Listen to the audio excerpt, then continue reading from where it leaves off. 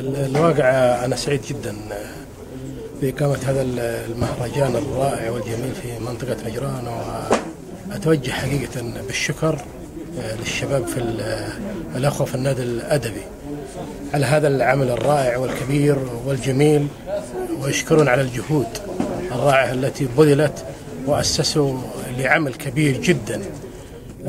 أتمنى بمشيئة الله لهم التوفيق، وأن نرى في الأعوام القادمة إضافات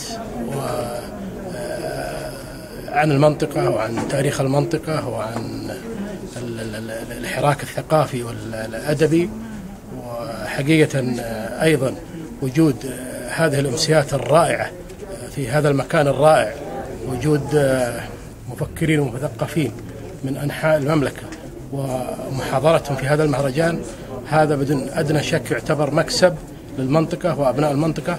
أيضا وجود هذا المعرض الرائع بما يحتويه من كتب قيمة أعطتنا جميعا الفرصة أن نختار طبعا من الكتب القيمة ما نحتاجه، وجميع تلك الأمور تجتمع في مكان واحد وبأمور ميسرة.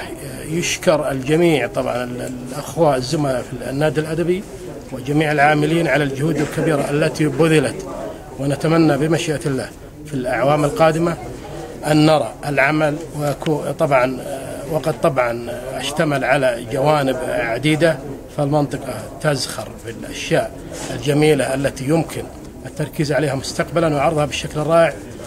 أكرر شكري للقائمين على هذا المنتدى، أشكرهم على هذا العمل الرائع الجميل، أشكر كل من قام وساعد وعمل، والله يعطيهم العافية، وفرصة طيبة جدا، والله يوفق الجميع. والسلام عليكم ورحمة الله وبركاته.